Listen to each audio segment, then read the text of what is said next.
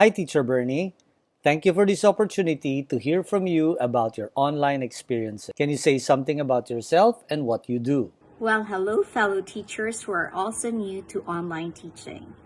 I'm Bernie Samaco, and I'm a pre-K teacher and an early learning coach to new teachers here in Baltimore City Public School System. Wow, you're a coach din pala. That means you guide teachers in the process. Galing, ah?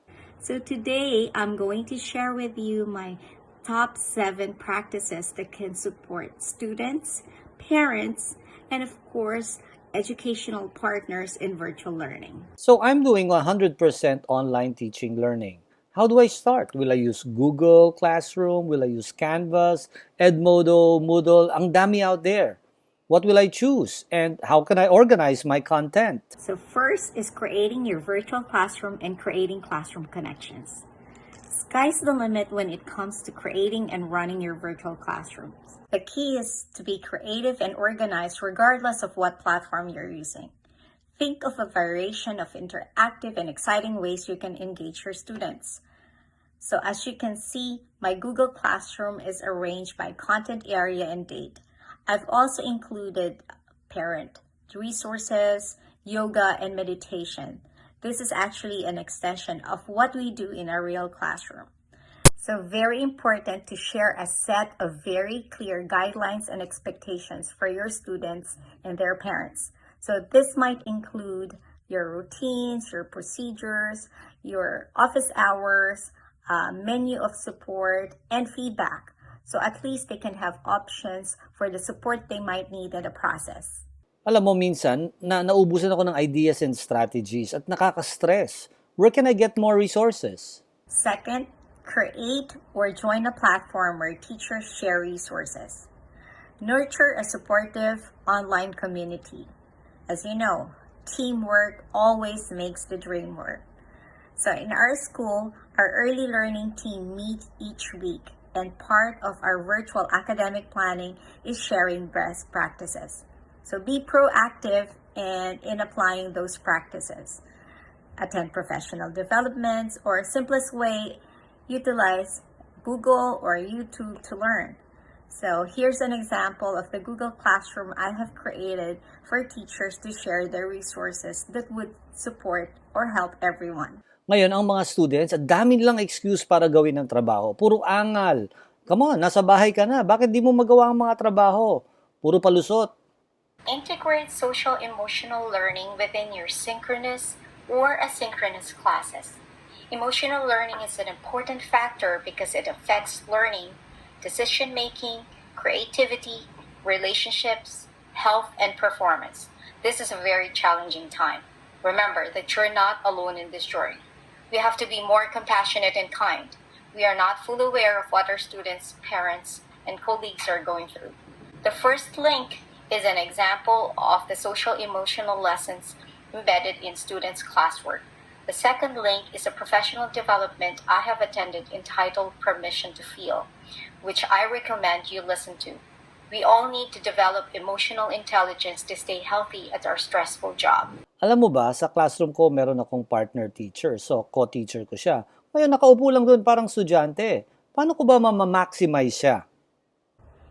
And fourth, one of my favorites, team teaching. One of the advantages of being an early learning teacher is having a full-time partner. So empower your partner through his or her strengths.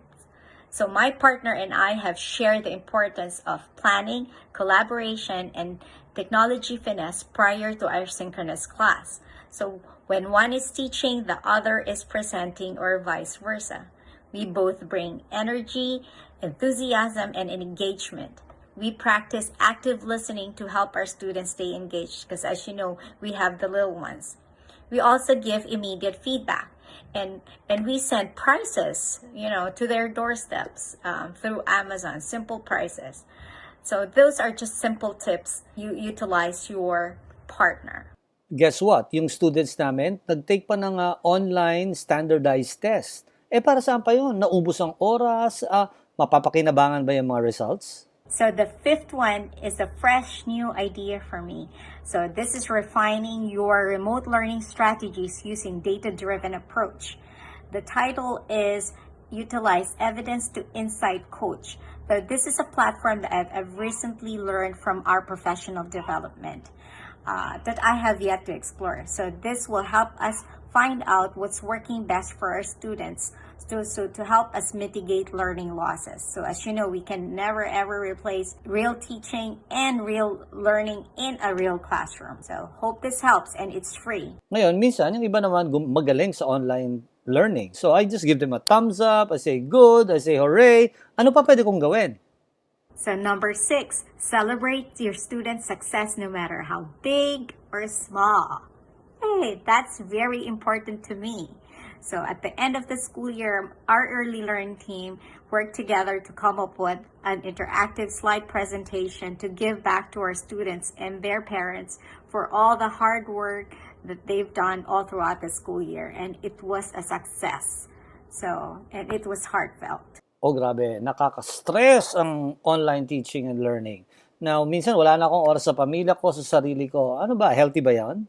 So number 7 is very, very important because it's the big umbrella. Nothing else is important and nothing else would function without self-care. So you are the best teacher. You have worked over and beyond despite what this pandemic has brought. And you have risen to that challenge. Remember that. So this is one thing I struggled with. So I'm talking to myself right now. So always remember that planning, virtual preparation takes a lot of time. So it's important to set your ideal work hours and take a moment to take care of yourself, to breathe, collect oneself, and regain your energy, and through moments of silence or whatever makes you relax or comfortable. So always remember, since you're the best teacher, only the best teacher takes care of themselves. Thank you, Miss Bernie, and you answered 7 of the major problems of teachers in starting online learning. And I'm sure maraming matutulungan ito. Thank you. Thank you, Ramil, for this opportunity to share. And to all the wonderful and amazing and talented teachers, I thank you for tuning in and listening. I hope that you can utilize the simple tips that I have shared with you today as you plan your virtual classes. So I wish you good luck this school year, and I wish you to stay safe and healthy. Continue to rock. Maraming salamat po. So thank you. This is the 13th episode, and again, please subscribe, like the videos, and we'll have more to come. Mabuhay!